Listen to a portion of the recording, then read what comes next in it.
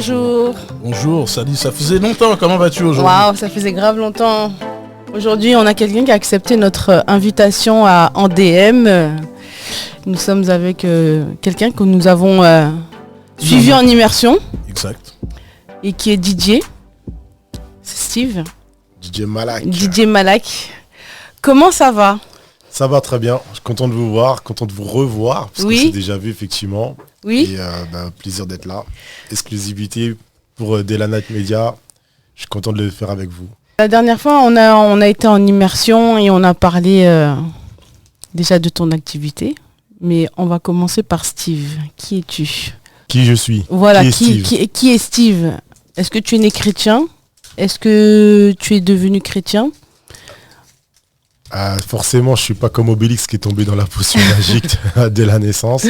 Et non plus, je suis pas non plus comme Jésus qui, dès la naissance, était déjà consacré. Mais effectivement, comme la plupart des autres êtres humains, on devient chrétien. D'accord. Donc je le suis devenu. Avant, j'avais une vie pas très saine non plus, pas très glorieuse. Ce serait très très long à raconter là, pour que le coup, il faudrait des heures. Mais le Seigneur est venu à moi, il m'a fait le découvrir. Et par des circonstances, on va dire, chercher à un moment donné la vérité. Et il m'a fait découvrir ce qu'était la vérité. Depuis, je me suis converti au Seigneur. J'ai accepté. C'est un témoignage qui peut être long à raconter. Je ne sais pas si vraiment je peux rentrer dans les détails de ça. Donc je fais un peu court. D'accord. Mais en cherchant la vérité, parce que j'étais confronté à pas mal de choses dans ma vie, particulièrement par le milieu professionnel. Donc j'ai dû rencontrer des personnes et j'ai dû voir le côté sombre de certaines choses. Et je me suis dit, mais comment on peut faire pour sortir de là? Et comment on fait pour vivre aujourd'hui, travailler aujourd'hui, sans être en train de travailler pour des gens qui sont dans des choses sombres. Et comme je me suis aperçu qu'ils étaient dans beaucoup de secteurs, c'est là qu'il y a eu un déclic où j'ai commencé vraiment à réfléchir. Et j'ai écouté une personne, une fois, qui faisait un témoignage qui disait que voilà, pour sortir de là, en vie, il fallait qu'il se tourne vers Dieu. Puis, en vie en vie, sans conséquences derrière. Ah oui. Et je me suis dit, mais punaise, pourquoi j'y ai pas pensé? C'est tout à fait logique. S'il y a des personnes qui sont dans des trucs sombres, qui peuvent donner des cultes à Satan, le seul moyen effectivement de contrer ça, c'est Dieu. Et donc de là, j'ai commencé à le chercher pour savoir qui est Dieu, à le connaître et savoir s'il y avait moyen aussi de vivre sans être confronté justement à certaines personnes et avoir Dieu avec nous qui nous aide. J'ai commencé à prendre ma Bible un peu comme tout le monde, comme tout le monde devrait le faire normalement. Oui. Et j'avais une Bible à la maison, mais je la lisais pas. Oui. Et je pense qu'on est nombreux comme ça à avoir une Bible qui sert de décoration, voilà. soit qu'on nous a offert, soit qu'on a reçu d'un parent ou quoi. Et puis c'est là, mais on la lit pas. Et beaucoup ont peur de la lire parce qu'ils ont l'impression que c'est un livre qui est complexe, qui est compliqué, il y a beaucoup de pages. Ceux qui n'aiment pas lire aussi, c'est encore plus compliqué pour eux. Mais quand je me suis dit, moi ça va, j'avais une disposition pour la lecture. Donc je me suis dit, vas-y, il faudrait que je l'ouvre, que je la lise. Et j'ai commencé à la lire. Et effectivement, en la lisant, j'ai découvert des choses incroyables en fait. Je me suis dit, mais comment ça se fait qu'on ait tous pris du temps à ouvrir cette Bible et à la lire en vérité? Et j'ai envie de dire à des gens qui entendent ce podcast, si vous avez une Bible, sérieux, lisez-la. Mais ne faites pas juste des... Je l'ouvre et je vais voir sur quel chapitre, ou quel verset ou quel psaume je vais tomber en disant « Oh Dieu, envoie-moi un message » et boum, je l'ouvre et je tombe dessus. Non, franchement, lisez-la. Même si peut-être il y a des termes ou des mots que vous ne connaissez pas, il y a des dictionnaires, il y a tout ce qu'il faut pour essayer de comprendre. Mais prenez le temps et lisez-la. Et moi, c'est en lisant que mes yeux se sont encore plus ouverts. Et j'ai eu après une soif de Dieu. Et cette soif, elle m'a donné envie encore de le connaître encore plus. Parce que mes yeux s'ouvraient à chaque fois. Mais c'est une réalité, une vérité. Et je me suis dit, mais mince, on était en train de tous passer à côté de quelque chose alors que c'est à notre portée en fait. C'est à la portée de beaucoup de gens. C'est un livre qui est particulier. Voilà, c'est une science, ce livre. On a beau continuer à la lire et relire, et toujours des vérités vont se multiplier. Et c'est comme un livre avec plein de secrets. Plus vous allez le lire, et plus vous allez ouvrir vos yeux sur des réalités, des vérités, et même votre science, l'intellectuel et tout va évoluer. C'est vraiment... voilà. C'est comme ça que je suis venu à Christ, D'accord. que j'ai été convaincu, que je me suis mis à croire. Mhm. Et en 2016, j'ai demandé à me faire baptiser. Oh, mais c'est récent. C'est Ok. pas si vieux que ça. Ouais. Oui, d'accord. Est-ce que tu avais déjà écouté de la musique gospel ou alors tu écoutais juste de la musique, de la radio ou pas du tout? Alors, avant de rentrer dans ce milieu, bien évidemment, j'écoutais de la musique, mais pas gospel. Alors, pas du tout. Mais à la fin, avant ça, j'étais même contre tout ce qui était la foi, religion. Je pense que même j'étais un ennemi de Dieu, en vérité. Donc, fallait pas me parler de ça. Ou moi, je faisais court dans les conversations dès qu'on me parlait de Dieu. J'y croyais pas. J'étais vraiment un athée qui... pour moi, ça n'existait pas. Même l'amour, j'avais une définition de l'amour. Pour moi, je commençais à me dire à un moment donné que on a inventé un mot pour quelque chose qu'on ne comprend pas, mais qu'en vérité, ça n'existait pas. Je me suis retrouvé à un moment donné à parler avec des filles que je fréquentais en disant, écoutez, moi, si vous voulez avoir une relation avec moi, je vous dis tout de suite, moi, l'amour, j'y crois pas. Donc, on fait quelque chose, mais il n'y a pas d'amour, il n'y a rien. Tellement, je n'y croyais pas. Donc, tout ce que j'écoutais comme musique, j'écoutais du rap, du hip-hop, l'afro-caribéen, zouk, compas, tout ce qui est raga, dancehall, tout ça. J'ai fréquenté beaucoup de soirées dansantes et tout, beaucoup de discothèques à une certaine époque. J'aimais danser, j'aimais m'amuser, j'aimais rigoler, boire de l'alcool, toutes ces choses-là et tout. Bon, c'est le quotidien de beaucoup de gens. J'aimais faire la fête. Les gens me connaissent comme un fêtard et comme quelqu'un bien rigoler, qui propose des plans, organise des séjours, des ceci, des cela. On fait la fête, on va au carnaval de Londres, on s'organise le week-end, on fait tout. Donc voilà, j'écoutais vraiment la musique séculière que le monde écoute de manière générale et aucunement et jamais la musique gospel. D'accord. C'est quand je suis venu au Seigneur et que j'ai commencé en fréquentant des personnes dans la foi, que j'ai commencé à entendre la louange, beaucoup de l'adoration au début. Et ça me touchait, ça m'impactait et je trouvais que c'était pur, c'était propre, c'était bon, c'était intéressant. Ça conditionnait aussi l'âme, ça conditionne l'âme et tout. Donc on se sent en lien, en connexion avec l'Éternel quand on se met dans la louange, dans l'adoration. Et au fur et à mesure, j'ai commencé à faire mes petites recherches sur des musiques que j'aimais avoir dans ma voiture, à la maison, dans mon téléphone, que je puisse écouter, quoi. Et j'ai fait mes recherches. Je faisais pareil avec les musiques mondaines. D'accord. J'aimais toujours rechercher les nouveaux sons. Je n'étais pas quelqu'un qui était figé que sur les sons mainstream qu'on entendait tout le jour à la radio. Moi, j'aimais bien entendre vraiment que du bon son. Et du son qui n'était pas encore populaire, mais des fois qui allait le devenir. Mais à l'époque, voilà, je pouvais déjà être à jour sur des sons comme ça. Pour vous donner une anecdote, je me suis retrouvé une fois en boîte avec un ami à moi, et il s'avérait qu'on avait un son que j'avais découvert et qu'on écoutait avec mon ami depuis un bon moment. Et un jour, on l'entend en boîte et nous, on se mettait déjà à chanter le son. Et tout le monde dit, mais comment ça, vous connaissez le son et tout? Et pour eux, c'était tout nouveau. Sauf que non, pour moi, pour nous, c'était déjà quelque chose qu'on avait déjà chopé et on s'était déjà habitué à ce son-là. Donc, j'avais déjà cette capacité de faire des recherches. Et quand je me suis retrouvé dans le milieu gospel, dans le milieu chrétien, pareil, je me suis mis à faire des recherches. En faisant des recherches, j'ai découvert une bibliothèque large de musique et variée de musique. C'est-à-dire qu'on pouvait entendre aussi du genre hip-hop, rap, avec des messages qui étaient liés avec notre foi. Donc j'ai commencé à récupérer des sons à droite, à gauche, comme ça. Et puis je me suis nourri après que de ça, parce que c'est pareil. Je sens la différence entre spirituellement parlant, entre un chant qui est séculier, qu'on entend dans les radios, où dedans il n'y a pas de louange, il n'y a pas d'adoration, il n'y a pas d'humilité, il n'y a pas d'amour pour la femme, de respect pour la femme, il n'y a pas ceci, il n'y a pas cela. Et quand on a un chant qui, lui, est en train de vraiment parler de l'amour les uns pour les autres, même des témoignages, des fois on n'en parle pas souvent, mais il y en a qui portent leurs témoignages. Dans la musique, ils parlent de leur parcours, d'où ils viennent et ce que Dieu va faire pour eux. Donc on a vraiment de tout, mais à un moment donné, on sent toujours ce côté où on va rendre la gloire à Dieu et on va bénir Dieu et on va aussi bénir nos prochains. Il y a beaucoup de chants et pas mal de chants musique dans la musicalité africaine où on bénit beaucoup les gens et on fait des chants comme des chants de prière, on bénit pour le mariage, contre la pauvreté, contre plein de choses et on apporte vraiment du positif dans les musiques, mais dans le nom de Jésus, puisque quand on prie dans son nom. Et ben dans la chanson, dans le nom de Jésus, on envoie aussi des bénédictions aux gens. Et c'est pareil, ça, quand on est dans cette atmosphère-là, et quand on a cet amour pour la lumière, et qu'on recherche la lumière, et qu'on veut être environné de quelque chose de beaucoup plus lumineux que sombre, ça me rejoignait pas mal. Et ce qui fait que les autres musiques, j'arrivais plus trop à adhérer. D'accord.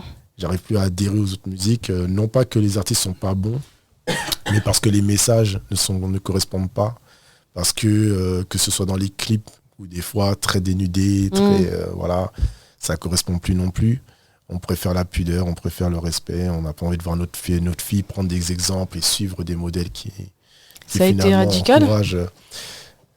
Je pense, ouais, j'ai l'impression que ça a été un moment où il y a eu un moment de progression, et puis il y a eu un moment radical. D'accord. Voilà. Donc il y a toujours, je pense, il y a toujours un moment de progression. Quand on commence à rencontrer le Seigneur, il y a un petit moment où on est on comprend pas tout, on n'est pas encore sûr, on veut avoir plus d'éléments, Donc il y a toujours, je pense, un petit moment de transition pour chacun. Mm-hmm. Parce que c'est nouveau, on a nos anciennes vies, on change pas tout comme ça, on réfléchit, on se demande qu'est-ce qui se passe. Mais il y a un moment donné, le Seigneur il va nous demander de prendre nos dispositions et de savoir vraiment où on veut aller et ce qu'on veut vraiment faire avec lui. Soit, comme dit la parole, on ne peut pas avoir 2 maîtres. Mm-hmm. À un moment donné, il faut faire un choix, il faut choisir. Donc, le choix s'est fait pour moi. Tu penses que Dieu il s'est servi de la musique pour t'atteindre ? Non, pas du tout. La musique, c'est un plus qui est rentré dans ma vie. Pour m'atteindre, il s'est servi de mon milieu professionnel. Dieu s'est servi de ton milieu professionnel ? Ouais, du milieu dans lequel j'étais avant. C'est vraiment par là. En fait, il a fallu que je rencontre des choses sombres que je ne connaissais pas et à laquelle je ne croyais même pas que ça existait. Parce que, honnêtement, au départ, tout ce qui est spirituel, on se dit, mais non, ça c'est un peu du vent. Les gens, ils sont là-dedans, mais il n'y a rien de réel. On ne croit pas que c'est réel. Mais pour cela, il a fallu que je rencontre des personnes et que je m'aperçoive que c'est réel. D'accord. Mais j'ai dû voir d'abord les ténèbres, qu'ils étaient réels, avant de me dire il faut que j'aille chercher la lumière parce que je ne veux pas, moi, continuer à être dans les ténèbres. Donc moi, c'est plutôt ce chemin-là qu'il a utilisé pour moi, parce que je ne serais jamais venu à lui si je n'avais pas rencontré certaines personnes dans ma vie, croisé certaines personnes et que je n'avais pas rencontré les choses sombres de ce monde, je ne serais jamais venu à lui. J'étais moi déjà dans des choses sombres, mais pas dans les choses sombres de manière spirituelle. Je cherchais pas une spiritualité sombre, moi, dans ma vie. Je faisais des conneries, je faisais des choses qu'il fallait pas faire. Parce que j'ai grandi dans une culture dans laquelle, c'est œil pour œil, c'est dent pour dent, c'est tue avant d'être tué, profite de la vie pendant que tu peux encore. Voilà, on reçoit des enseignements, trop gentil, trop con, sois pas trop gentil, tu vas te faire avoir. Tu vois les arnaques. Donc tu rentres dans les arnaques, tu te débrouilles. On connaît plein de choses. Malgré tout, je pense qu'il y avait quand même quelque chose sur ma vie. Parce que, comme disaient certains camarades de quartier, j'ai fait les mêmes conneries qu'eux, mais pourtant j'ai bossé à un moment donné à l'école. Et j'ai réussi par ce moyen-là à me construire professionnellement au bout d'un moment. Comme j'ai pu me construire professionnellement, j'ai pu aller dans des secteurs d'activité très intéressantes. J'avais des postes dont j'avais pas à rougir. Voilà. Et donc du coup, par la suite, je pouvais dire que l'argent, la richesse, je n'étais pas non plus Rothschild, mais j'avais un confort financier qui fait... j'avais un confort financier qui fait que quand je voulais voyager, je voyageais. Si je voulais partir dans un pays, d'ailleurs j'ai voyagé pas mal. Donc quand je voulais voyager, je voyageais. Pour devenir propriétaire ou acheter quelque chose, je me plaignais pas. Je vivais assez bien. Et il fallait à un moment donné que je fasse aussi un choix, même par rapport à ça. Parce que l'argent, c'est bien. Mais si c'est pour tomber dans les choses sombres, et à un moment donné, il faut se demander, est-ce que c'est ça qu'on a envie vraiment de faire? Moi, à un moment donné, je me suis dit, ok, j'ai un bon salaire, j'ai un poste valorisant, mais non. Il y a des choses, j'ai pas envie d'être mouillé dedans. J'ai pas envie de tremper dedans. Et j'ai pas envie de dormir avec une conscience qui est pas là, à ce point-là, non. Donc, le Seigneur m'a fait voir ce qui était sombre, ce qui était caché. Il l'a mis à la lumière devant mes yeux. Et ensuite, je me suis dit, ok, là, maintenant, il y a un choix à faire. J'ai hésité pendant un moment, parce que, comme je vous dis au début, se dit qu'est-ce qui se passe, on ne comprend pas tout, on se dit mais c'est vraiment réel, non mais non c'est pas possible, on se pose plein de questions. Et puis au bout d'un moment, on finit par avoir des situations dans notre vie. Donc donc à un moment donné, il y a un choix à se faire, il y a une position à prendre et le Seigneur il va te faire, pour moi, comme j'ai hésité pendant un temps et que j'étais encore dans le flou, et puis il y a l'ancienne nature qui est toujours encore très très présente, l'ancien caractère qui est encore très très présent, donc on a des moments de colère qui peuvent encore venir parce que voilà, on peut s'irriter vite et qu'on a une façon de gérer notre justice qui est assez particulière. Et le Seigneur il va me mettre dans des situations pour me confondre, on va dire, et afin que je puisse justement à un moment donné prendre position. Il y a des choses que je m'étais calmé, j'avais commencé à arrêter de faire, que je faisais plus, du fait que maintenant j'avais une position aussi, voilà, quand on est à un certain niveau professionnel et financier, il y a des choses, on n'a plus besoin de rentrer dans ça. Et mais même si j'ai mon petit caractère, mon caractère il avait commencé un peu à se cacher derrière ce côté professionnel que j'avais. Sauf que quand je vais rencontrer le Seigneur, il va y avoir 2 événements très forts qui vont se passer dans ma vie, dans lesquels je vais devoir à un moment donné réaliser que justement il faut que je prenne position.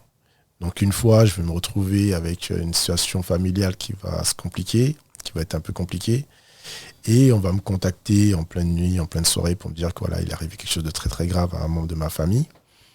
Et comme je vais voir rouge sur le coup, je vais penser à faire une dinguerie. Et je vais commencer à contacter la personne qui a été victime, faire en sorte qu'elle puisse se déplacer, qu'on retrouve la personne qui lui a fait du tort, et on va débarquer chez la personne pour lui faire du sale. Pendant que je faisais ça, je recevais, mais c'est comme si en vérité on a envie de faire éteindre une voix qui vous dit...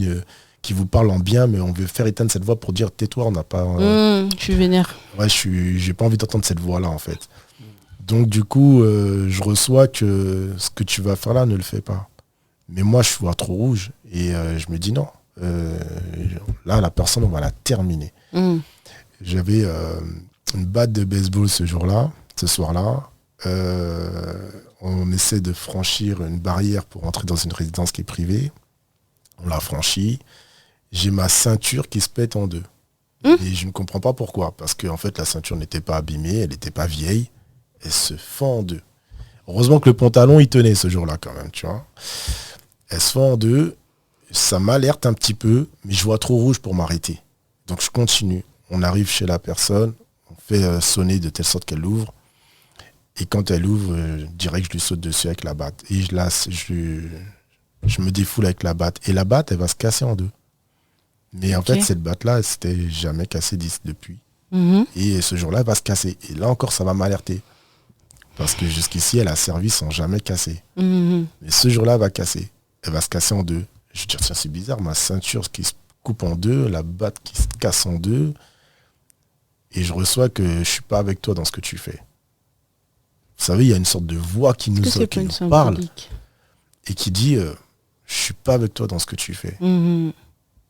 Je reçois le truc, on quitte le lieu, et puis en même temps, la personne qui était victime de ma famille, je savais que ce qui lui était arrivé, c'est parce que aussi, elle de son côté, cette personne-là n'était pas au bon endroit avec les bonnes personnes, et que voilà, c'est le fait que tu te retrouves avec des mauvaises personnes au mauvais endroit, voilà les conséquences. Et les conséquences, c'est que nous, on a pris un risque énorme. Le risque, on rentre chez quelqu'un, si on se fait attraper, on risque notre vie. On n'était pas nombreux ce jour-là non plus. C'est la personne qui m'a appelé, je lui ai dit de venir. Mon petit frère que je formais dans des trucs aussi, je lui ai dit de venir. Et on n'était que 3 en vérité. Mais les 2 autres personnes qui étaient avec moi, elles sont quand même des pères de famille. Ils sont des enfants. Donc j'ai fait comprendre à la personne qui a été victime que, tu vois, le risque qu'on prend, il y a des pères de famille ici. Donc j'ai dû lui mettre une gifle, la personne, pour lui dire plus jamais tu te fréquentes des gens comme ça et tu te remets dans des situations comme ça pour que nous on se mette en danger pour toi en fait. Et j'avais comme une parole moraliseur finalement aussi pour cette personne-là, parce que je prenais conscience vraiment du risque qu'on a pris en fait ce jour-là aussi. Et chose qu'à une époque j'aurais jamais eu cette conscience. À une époque, j'aurais dit, je me suis bien défoulé, et voilà, j'ai réglé mes affaires, la personne ne recommencera plus. Et ça a été déjà un premier truc. Et ensuite, il va y avoir un autre événement. Je vais être invité avec la famille. On doit aller se faire une petite soirée domino. Et là, un de mes cousins qui connaissait un peu mon caractère et la réputation que j'avais, il apprend qu'un de mes oncles a eu des problèmes. Et il devait venir avec mon oncle pour faire cette petite soirée domino chez la famille. Et quand ils arrivent à la maison, ils commencent à avoir un gros débat et tout. Je les vois tout excités en arrivant. Et puis ils me disent, tiens, viens, on va demander à Steve pour voir qu'est-ce qu'il aurait fait. Moi, je sais ce que Steve il aurait fait, mais viens, on lui demande qu'est-ce qu'il aurait fait. Et je dis, mais qu'est-ce qui vous arrive? Qu'est-ce qui se passe? Alors là, il est mon cousin qui explique ce qui est arrivé à mon oncle.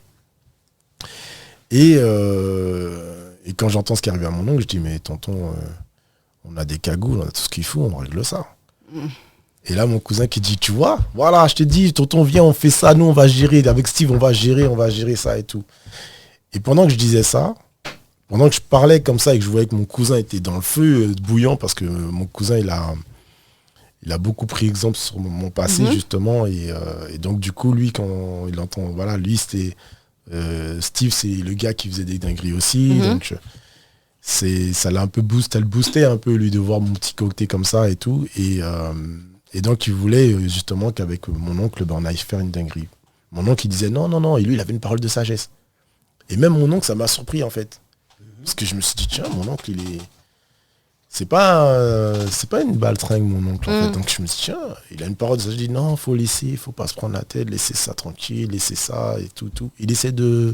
Vraiment, il laissait passer quelque chose qui, pour nous, on laisse pas passer ça, en fait. Et là, sa parole, son message un peu moralisateur comme ça, je me suis dit, mais pourquoi moi j'ai envie d'aller faire un truc qui ne me concerne pas à la base. Et lui, il est en train de parler en mode moralisateur. Et moi, je vous dis, je suis dans une transition avec la parole de Dieu. Donc je lis les passages, je me rends compte de certaines choses, mais je vois que je commence à revivre des trucs que j'avais un peu quittés. Parce que, comme je vous ai dit, à un moment donné, quand on commence à glow up dans la vie professionnelle, il y a des choses, on s'écarte un peu des choses de quartier, des choses qu'on a vécues, mais qu'on vit de moins en moins, en fait. Mais là, il y a eu une succession d'enchaînements de choses qui étaient là pour m'énerver, pour maigrir, pour me plonger dans des choses que je me dis, mais je comprends pas, c'est quoi tous ces événements qui s'enchaînent? Et puis après, j'ai un fils, et pareil, pour mon fils, il va se passer un événement, mais ça, je vais le garder plutôt personnel. Et quand c'est pour mon fils que ça va arriver, là, je vais comprendre. Dire, c'est bon, là, j'ai un choix à faire. Ok, j'ai compris, Seigneur. Et là, je vais arrêter, vraiment, je vais dire, il faut que j'arrête toutes les dingueries. Je ne peux plus continuer, je ne peux pas rester comme ça, il faut que je fasse un choix. Soit je suis dans la lumière, soit je suis dans les ténèbres, mais je ne peux pas être dans les deux. Et là, j'ai commencé à vraiment prendre toutes les choses au sérieux. Et c'est ce qui fait que j'ai eu une transformation et tout le monde voyait que je changeais, personne ne comprenait. Au départ, ils pensaient que c'était quelque chose qui était éphémère, sur le temps. Peut-être que quelqu'un m'a parlé, quelqu'un a essayé de me convaincre et tout ça. Pendant longtemps, les gens, ils ont eu un peu de mal de voir comment j'ai dû changer. Du coup, là, maintenant, c'est passé de quelque chose de brutal, d'où la question de tout à l'heure. À un moment donné, c'est sec, à un moment donné, c'est assez brutal. Là, les gens se rendent compte que ouais, j'ai pris une décision dans ma vie et... on se dit, mais est-ce que ça va passer? Et puis quand le temps passe, ils voient que non, c'est très très sérieux, qu'il y a vraiment du changement et que je suis radical. Et je me suis appuyé vraiment sur le Seigneur maintenant pour vivre ma vie autrement. D'accord. Wow. Voilà. L'entourage, ils ont souvent du mal à comprendre ces changements. Il y en a même qui disent que tu te moques d'eux et ils essayent souvent de vouloir faire ressortir l'ancienne personne. Ouais. C'est-à-dire qu'en fait, les gens qui ne sont pas, eux, convertis et qui n'ont pas la foi, du coup, ils sont un peu comme je l'étais aussi avant. Pour nous, c'est un fantasme, c'est une illusion, c'est une théorie, il n'y a rien de réel. Donc, on ne pense pas que la personne, elle entend des voix ou qu'elle puisse avoir une conversation avec Dieu. On ne s'imagine pas que ces choses-là, ça peut être réel, en fait. Donc on peut comprendre, moi je peux comprendre que la position qu'ils avaient ou dans laquelle ils étaient, mais qu'est-ce qui se passe à Steve et tout. Et en plus, pour certaines choses que je faisais, pour eux c'était pas possible que j'ai pu arrêter maintenant un coup sec comme ça, parce que la nature que j'étais, la personne que j'étais... Ça hule quoi. C'est comme quand Saül, tu t'imagines pas que Saül, il était aveuglé et qu'il soit défendeur de Christ. Ouais, le Saül qui persécute les chrétiens et qui après finalement devient celui qui convertit un grand nombre de chrétiens au Christ. Saul de Tarse. Saul, pardon. Et oui, alors c'est vrai qu'il y a ce côté-là. Il y a le côté, parce que là on a parlé du côté où j'étais peut-être violent, mais il n'y a pas le côté que violent dans ma vie, et j'ai pas non plus été tout le temps violent. D'ailleurs, quand on pense que les gens de quartier ils passent leur temps à être violents, c'est pas vrai. On peut être agressif, on peut voir rouge, oui c'est vrai, quand on voit rouge on s'énerve, mais on passe pas notre temps à faire ça. Il faut qu'il y ait quelque chose qui nous déclenche. Sinon, la plupart du temps, on est entre nous, on essaie de passer le temps, on essaie de se divertir, on essaie de rigoler entre nous. Quand on a une image des gens des quartiers, c'est que la violence, on n'ose pas rentrer dans une cité parce qu'on s'est dit, il y a des gens de quartier, c'est que la violence, c'est pas vrai. S'il faut un élément déclencheur. Ça, c'est-à-dire qu'en dehors de ça, on aime rigoler. On aime tous rigoler. Qui n'aime pas rigoler, qui n'aime pas avoir la joie, mais on a une façon de rigoler, on rigole de conneries, on se moque des gens, Après, on a une façon qui est des fois peut-être pas très correcte et bonne pour rigoler, des fois, oui. Parce qu'on aime bien se moquer aussi, on aime bien charrier les gens et tout. Mais il n'y a pas que la violence. Moi, il y avait aussi le côté des femmes, il y a tout ce côté-là aussi d'impudicité qui était aussi dedans. Quand certaines personnes voyaient comment je vivais dans l'impudicité, ils se sont dit, attends, t'as arrêté ? T'as arrêté. Ça, c'est pareil. Ça. Ils disent, mais c'est pas possible. Vu dans quoi Steve il était, c'est pas possible. Donc c'est toujours difficile pour certaines personnes qui connaissent ton passé de s'imaginer que ton changement peut être comme ça et que ça fonctionne. Parce que ces mêmes personnes-là, soit elles voulaient avoir ta vie, soit elles avaient aussi ta vie. Donc pour elles, c'est pas pensable. Parce que pour elles se disent, mais moi, j'aime aller avoir ailleurs, à droite, à gauche. Moi, j'aime ça. Et puis moi, quand un truc m'énerve, je m'énerve. Il n'y a pas un truc qui va me calmer. Donc ces personnes-là, elles se disent, mais comme elles ne savent pas le faire, ou elles ne peuvent pas le faire, et elles ne se voient pas le faire, à aucun moment, elles se disent que toi, tu es dans un truc réel. Elles se disent, on est en train de te laver le cerveau, ou tu es en train de te chercher une voie, tu as fait tellement de conneries que tu essaies de trouver un moyen de te repentir. Des choses comme ça, on m'a tout sorti. On dit, avec tout ce que tu as fait, maintenant, tu essaies de te repentir. Ben oui.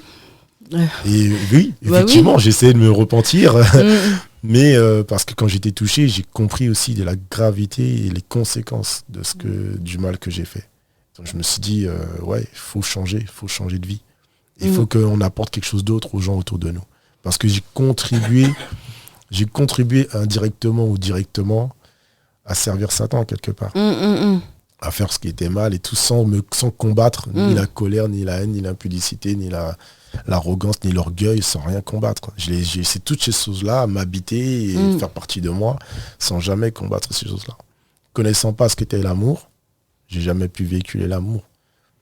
Et tu as parlé de divertissement tout à l'heure et puis de la vie d'avant où tu allais en boîte de nuit, tu allais au carnaval faire la fête. Comment est-ce qu'on passe de là à, par exemple, animer des mariages, des célébrations ? Quand on cherche vraiment la face de Dieu et quand on cherche à être continuellement avec lui, quand on a envie d'avoir une relation vraiment proche avec lui, qu'on veut vraiment quitter les ténèbres, vraiment quitter tout ce qui est sombre et qu'on veut commencer vraiment à être dans la lumière, qu'on entend les louanges et qu'on s'habitue, qu'on aime et qu'on trouve que vraiment c'est ça qui nous fait du bien, c'est là-dedans qu'on se sent bien, tout naturellement, on va de plus en plus se tourner vers ces choses-là qui nous font du bien, qui font du bien à notre âme, qui nous permettent d'être dans la paix, qui nous permet d'apporter des choses positives à l'intérieur de nous, de rester connecté avec Dieu, parce qu'en vérité, quand on est dans la louange, dans la musique d'adoration, ça nous permet de rester connecté avec Dieu. Et il y a une soif qui est en nous qui fait qu'on n'a pas envie de manquer d'eau. On a une telle soif qu'on n'a pas envie de manquer d'eau. Et cette soif fait qu'on veut toujours être abreuvé, recevoir. Et cette connexion va créer qu'on va rentrer dans un univers, dans un environnement qui va être entouré autour de ça.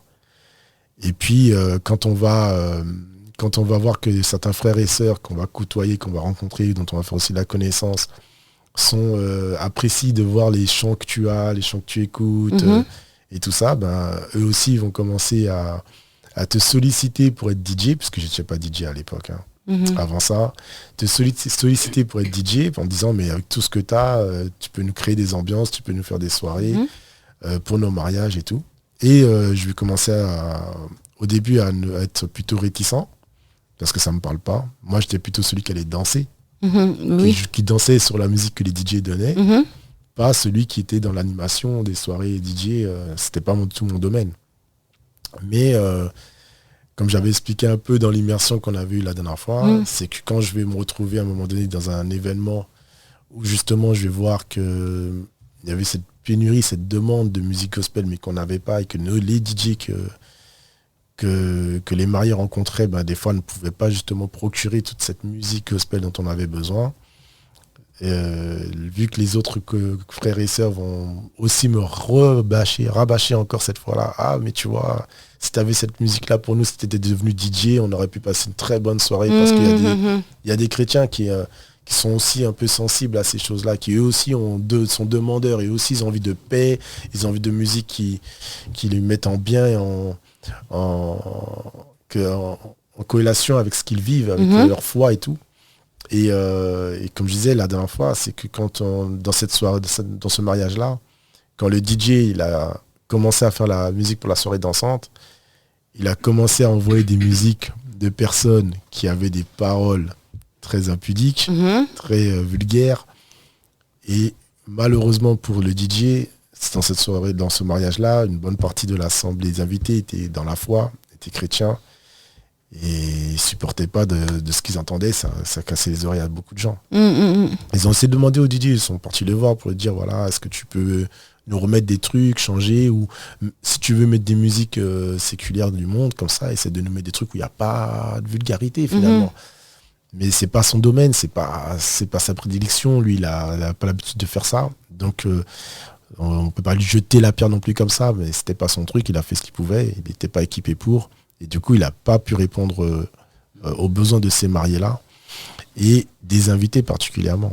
Pourtant, les mariés, ils avaient accepté qu'il y ait un peu des deux pour leur mariage pour ne pas blesser une partie de leur famille. Mais mine de rien, vu le nombre de croyants qu'il y avait parmi leurs invités, quand eux ils sont partis, ça a mis fin à tout le mariage. C'est quoi un bon mariage pour toi ? Enfin, je parle de mariage parce que tu en as fait beaucoup quand même. Ouais, j'ai fait une. C'est quoi le plus important ? Est-ce que c'est l'ambiance, quelle que soit la musique, ou alors une musique édifiante pour les mariés et les invités quand on est chrétien ? Quand on est chrétien, l'important dans un mariage, c'est l'humilité, l'amour, le respect, la vérité.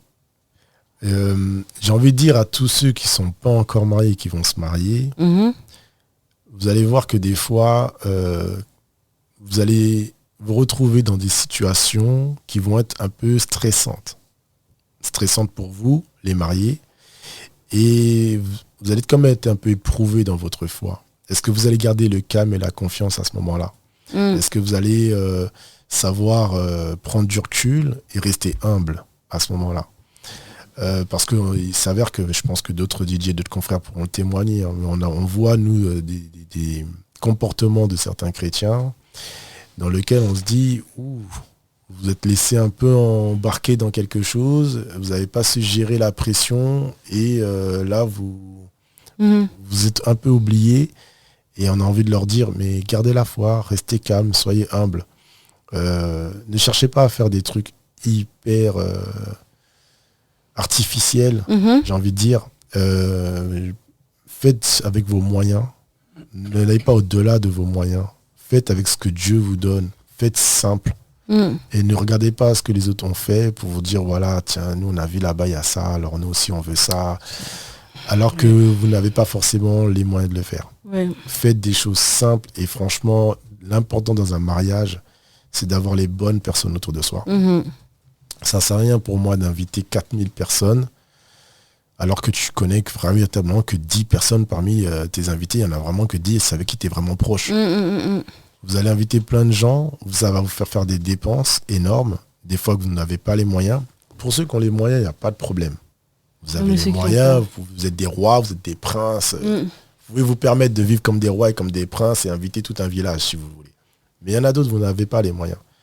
Et vous êtes des fois un peu embarqué par la famille, les proches qui disent non, mais nous, il faut inviter un tel, on ne peut pas ne pas inviter un tel et tout ça. Et vous-même, vous retrouvez dans une situation un peu compliquée. Et vous ne voulez pas déshonorer vos parents, vous ne voulez pas vous frictionner avec des membres. Mais aujourd'hui, on ne peut plus se permettre d'inviter pour inviter. Il faut vraiment avoir des bonnes personnes autour de soi. Des personnes qui sont là quotidiennement avec vous, des personnes qui vous soutiennent quotidiennement, qui sont vraies avec vous, qui ne vont pas vous critiquer, qui vont vous soutenir, qui vont vous accompagner. Et quand vous allez voir les moments, pas de pression, paniquer parce que, je ne sais pas, le traiteur, le coiffeur ou la maquilleuse est en retard ou je ne sais pas quoi, ou un autre événement est survenu, voilà, qui n'était pas prévu, mais c'est des petits détails des fois. Mais ces proches-là, ils vont vous donner la force, la vraie force. Pour que vous ne soyez pas déséquilibré et que vous n'allez pas vous emporter sur les autres prestataires et que vous n'allez pas vous mettre à paniquer et transpirer pour rien. Ayez des gens de confiance autour de vous et choisissez des bons prestataires dont vous savez que professionnellement, ils font l'affaire. C'est pas très compliqué un mariage en vérité. Si vous avez les bonnes personnes autour de vous, tout va aller très bien. Et donc, admettons que là, il y ait deux personnes qui veuillent se marier et qui aient besoin d'une musique chrétienne, des chrétiens qui veulent... Comment est-ce qu'on procède avec toi, par exemple? Moi, vous me contactez soit par Insta, soit par TikTok, soit si quelqu'un vous connaît ou vous arrivez à avoir mes contacts. Moi, vous me dites exactement quel genre de musique vous appréciez. Vous me dites si vous êtes plutôt style hip-hop, style amapiano, style zouk. Vous allez me donner un peu tout ça et tout. Et en fonction de ça, on va s'adapter pour que votre mariage vous corresponde le mieux. Ensuite, il y aura pour certains moments forts du mariage, comme par exemple l'ouverture de bal qui est très commun, l'entrée de salle qui est aussi très commun.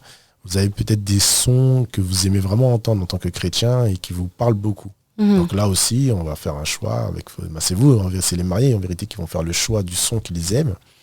Mais si les mariés n'ont pas une très grosse bibliothèque de musique, parce que voilà, ça fait pas longtemps qu'ils sont dans le milieu gospel musical et qu'ils ont pas beaucoup de connaissances, à ce moment-là, je peux leur proposer des choix de musique et à ce moment-là, ils disent ce qui les intéresse le plus. On travaille ensemble, on se met en accord. Moi, j'ai une bibliothèque qui est très très très large. J'ai tellement de sons que je peux faire des journées sans m'arrêter. Il faut combien de temps pour établir un programme? Je sais pas si on peut parler de ça. Une playlist. Une playlist. Non, pour la playlist, c'est pas ça qui est le plus difficile. J'ai envie de dire, faut que les mariés... Alors, il y a deux choses. Les mariés, il faut qu'on leur fasse plaisir à eux parce que c'est leur jour à eux. Donc, eux, une fois qu'ils nous ont donné leur genre musical, et s'ils nous donnent aussi quelques sons qui leur parlent beaucoup, qui veulent entendre le jour de leur mariage, ça aussi, ils nous le donnent. Mais les mariés ne doivent pas penser seulement à eux. Le jour de leur mariage, ils doivent penser à leurs invités. Ça, des fois, c'est un peu difficile à leur faire comprendre ça parce que les invités, ils n'ont pas forcément les mêmes goûts que les mariés. Et il faut arriver à plaire à tout le monde dans un mariage parce que c'est pas comme les boîtes de nuit. Dans les boîtes de nuit, il y a une tranche d'âge et tout le monde vient avec... nous, on va dans cette boîte de nuit parce qu'elle passe la musique qu'on aime. Là-bas, c'est une boîte d'électro. On va aller là-bas que pour écouter de l'électro. Il n'y a que les gens qui vont là-bas parce qu'ils aiment ça. Or, dans un mariage, on a des membres de nos familles, des amis, ils écoutent de tout. On a de tous les âges. On a des jeunes, on a nos aînés. Et donc, nous, on doit être ouverts à toute cette population-là pour que tout le monde puisse à un moment donné dire ah voilà, ouais, moi j'ai entendu une musique, j'ai pu danser aussi un petit peu, j'ai pu m'amuser aussi un petit peu. Donc, c'est beaucoup plus ouvert, c'est beaucoup plus large. Et c'est là où le DJ qui aime vraiment la musique, pour le coup, il va prendre plaisir. Parce que nous, si tu es un DJ spécialisé dans le rap, tu fais que du rap, ok. Mais si tu es vraiment quelqu'un qui aime la musique et qui aime tout genre de musique, tu vas faire les mariages, tu vas te diversifier, tu vas être ouvert à un plus large catalogue et aussi parce que tu as aussi un plus large public. Et là, il faut arriver aussi à faire comprendre aux mariés que quand vous voulez qu'on anime vos événements, certes, on va mettre ce que vous aimez, mais vous avez envie de voir vos invités se réjouir. Donc, il faut pouvoir mettre aussi des choses qui vont faire plaisir aux invités. Est-ce que, justement, dans ce cas de figure, ça t'arrive, ça t'est déjà arrivé d'improviser, c'est-à-dire tu as établi une playlist et tu reprends la température et tu modifies légèrement en direct. Ouais, en fait dès lors qu'on a une trame, là je vais parler du coup pour tous les DJ, on a une trame, une base. Et on sait un peu ce qui va bien avec tel et tel morceau. Parce que c'est technique, là, DJ, en fait. Hein. On peut pas... Il y a des gens qui viennent nous demander des morceaux comme ça à l'improviste, mais ce qu'ils savent pas, c'est que on peut pas mélanger n'importe quel morceau. Tous les morceaux se mélangent pas forcément tous aussi facilement, aussi simplement. C'est pour ça que des fois, on leur dit, attendez, on va vous le passer, mais le temps qu'on amène la bonne transition pour faire entrer le bon morceau de manière fluide et garder une dynamique, ça peut prendre du temps et des fois même c'est peut-être même impossible. Ça peut arriver. Maintenant, plus on est bon en tant que DJ, plus on sait s'en sortir. Mais quand on a notre playlist de prête ou quand on a une idée de trame de prête, ça ne veut pas dire que c'est exactement que comme ça qu'on va jouer le jour J. Le jour J, on va voir à peu près comment les invités réagissent pour justement s'adapter aux invités. Parce que les invités, on ne les connaît pas. Nous, on connaît les mariés. On apprend à connaître les mariés, mais pas les invités. Les invités, sauf si c'est ta famille qui se marie. Mais si c'est pas ta famille, tu les connais pas. Donc tu es un peu sur le live, en train de découvrir les invités et essayer de t'adapter par rapport à tes invités. Et les invités, ils peuvent venir... Alors des fois, il y en a un qui peut venir demander un son, mais lui aussi peut être celui qui va nous amener le mauvais son. Parce que la foule est dans une ambiance, dans un délire, tout le monde danse. Il y a quelqu'un qui vient nous voir et nous dit, vas-y, tu peux nous passer ce son-là. Et c'est pas le bon son. Quand on va mettre le son, il s'avère que personne n'est d'accord. Et on a tout le monde qui peut quitter. Pourquoi ? Parce que elle a peut-être aimé ce son-là. Ça lui parle. Mais par rapport à l'énergie qu'on mettait dans la soirée, ça a cassé l'énergie. Et des fois, même la personne qui a demandé le son, comme elle voit que l'énergie est cassée, même elle se met pas sur la piste de danse. Donc des fois, on est obligé de faire attention avec ceux qui nous demandent des sons. Parce qu'on a une énergie qu'on veut garder dans le mariage. Et on doit aussi faire attention à faire plaisir, justement. Donc quand on voit qu'on arrive dans quelque chose, que tout le monde réagit, tout le monde s'ambiance, on va garder un peu cette ambiance. On va essayer de varier un peu pour voir aussi si les autres ambiances ils sont aussi dedans. Et si on voit qu'il y a un truc qui fait un flop, on essaye vite de rebondir et de repartir sur d'autres choses. Petit quiz. Oui. Si je te donne un chiffre qui ressemble à un code postal, 91 530, qu'est-ce que ça t'évoque ? 91 530 ? Deuxième indice, immersion. Ben moi, tu parles de Saint-Priori ? Saint-Chéron. Oui. Alors le parc Saint-Priori, excuse-moi, à Saint-Chéron. Mais le nom du lieu, c'est le parc Saint-Priori. D'où est venue cette impulsion de vouloir créer l'événement ? Ça fait un peu écho à l'immersion. On a été déjà à 2 reprises, été et hiver. C'est quoi l'impulsion ? D'où est venue cette idée ? Ouais, alors il y a plusieurs choses. D'ailleurs, est-ce qu'on peut dire idée ou inspiration même ? Les deux. L'inspiration va amener l'idée va approfondir l'inspiration, si je puis dire ça comme ça. En fait, quand il y a plusieurs choses qui vont amener à ça, il y a le fait de dire que il y a quelques personnes qui ne connaissent pas bien le milieu gospel chrétien. Donc la musique gospel variée, diversifiée, certains ne connaissent pas bien. Même nous, on voit qu'on rencontre des mariés, ils ont une playlist qui est très faible. Et alors que ça se démocratise tellement et ça grandit de plus en plus, ça avance très très vite même, j'ai envie de dire. Donc on se rend compte qu'il y a des gens, ils sont pas assez à jour parmi les chrétiens. Ils connaissent pas l'univers. Il y a même des chrétiens, quand ils entendent ce qu'on passe, ils disent mais ça c'est de la musique chrétienne, on a ça et tout. Ils sont bluffés, ils sont surpris, ils sont dans la méconnaissance. Mais nous on a été surpris justement, à l'immersion, on a découvert une palette de sons incroyables. D'ambiance. Plusieurs styles. C'est vrai. Et encore, c'est qu'une petite partie de ce que j'ai et de ce qui se fait. Et même moi, je n'ai pas tout ce qui se fait. Donc, pour vous dire, il y a vraiment quelque chose, mais il faut que les gens se cultivent, on va dire, entre guillemets, qu'ils soient informés aussi, qu'il y ait une publication, une communication pour transmettre l'information aux gens. Et donc, je pense qu'en tant que DJ, c'est aussi notre rôle de communiquer aux gens ce qui se fait. En plus, nous, avec nos platines, on peut créer une dynamique pour justement des sons pas très connus, leur amener quelque chose, les booster, faire en sorte que ça passe et que les gens retiennent des morceaux, des mélodies, des paroles, des textes. On amène tout ça en tant que DJ. Et donc, il y avait déjà le côté de faire entendre à un public ce qu'il y a, ce qui existe musicalement parlant. Et il y a autre chose qui va se mêler à ça, c'est le fait qu'il y a des personnes qui sont dans la foi chrétienne, mais qui n'ont pas pris le temps de bien se connaître entre eux, parce qu'ils se retrouvent bien souvent à l'église, dans le lieu de culte. Et en dehors du lieu de culte, c'est le train-train quotidien, on est pris et on n'a pas beaucoup de temps avec notre famille chrétienne. Alors si dans ta propre famille, il y a des chrétiens, vous allez vous retrouver. Mais si c'est des amis que tu connais lorsque tu vas au culte, est-ce que tu les revois en dehors du culte? Est-ce que vous avez encore quelque chose après ça? Est-ce que du coup, vous arrivez à avoir une communion fraternelle entre vous? Et je me suis rendu compte qu'il y avait un petit malaise là-dessus, un petit manque là-dessus, une petite faiblesse là-dessus. Je me suis dit, mais il faudrait faire aussi des événements qui nous permettent de nous retrouver dans des ambiances conviviales, autour d'un repas, autour de... Voilà, comme on le ferait tout naturellement, même sans être dans la foi. Je veux dire, se retrouver, la musique, dansant, manger, on boit, on célèbre, on s'amuse. Et donc, j'ai eu l'inspiration et l'idée justement de créer des rassemblements dans lesquels on peut se retrouver. Mais je ne reste pas fermé seulement aux chrétiens, puisque c'est même ouvert à tous. Mais c'est vrai que l'idée part des chrétiens. L'idée part de la famille chrétienne, de la fraternité qu'on doit avoir entre nous. Mais comme on n'est pas fermé au monde, même si on est dans le monde, on dit qu'on n'appartient pas au monde, on est dans le monde, on n'est pas fermé au monde.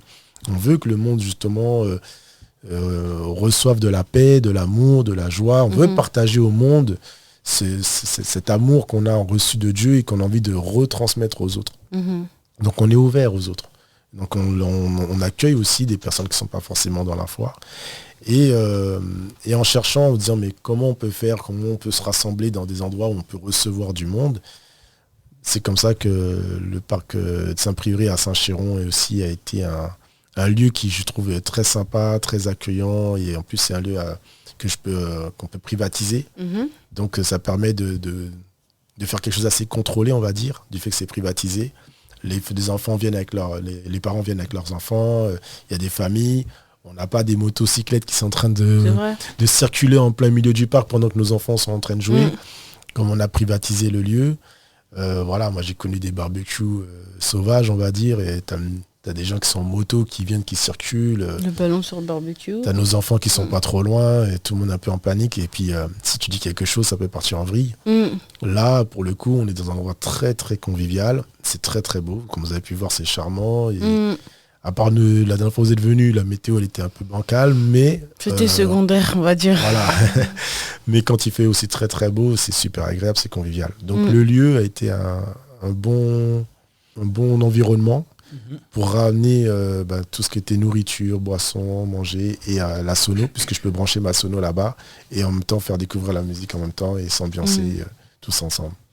Tout à l'heure, je ne me rappelle plus exactement les détails que tu as donnés. J'en ai improvisé une question.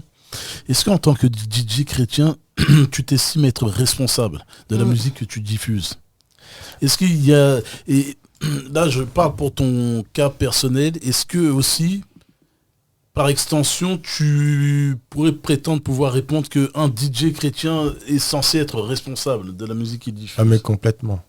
Complètement. Il faut savoir que même si on met n'importe quel genre musical, la musique, elle dégage des émotions. D'accord? Et les créateurs de films le savent très bien. Vous avez tous déjà entendu, dans certains films, on a des mélodies pour faire du suspense, pour faire peur, pour rendre triste, parce que la mélodie, la musique peut permettre de ressentir des émotions. Mais il y a aussi des morceaux justement qui sont agressifs. Qui peuvent donner ce sentiment d'agression ou de sentir un peu agressif. Limite, faire réveiller un peu la colère en nous. Donc, le DJ est responsable de ça. Il est responsable de ce qu'il va dégager à travers la musique. Est-ce qu'il a envie de mettre une atmosphère triste, où il veut que les gens pleurent, où il veut que les gens soient un peu attristés? Est-ce qu'il a envie que les gens soient dans une agressivité? Est-ce qu'il a envie plutôt que les gens soient dans la joie, dans la paix, dans le calme, dans la réjouissance? C'est la responsabilité du DJ.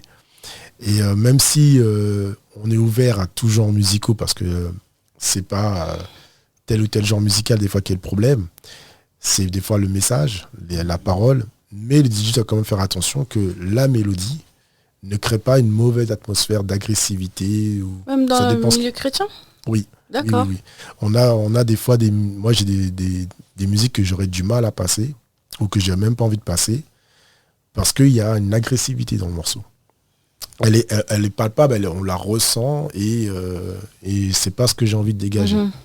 Moi, ce que je veux transmettre, c'est beaucoup de joie, beaucoup de paix, beaucoup d'amour. Et pour moi, on est là pour s'amuser. Est-ce que tu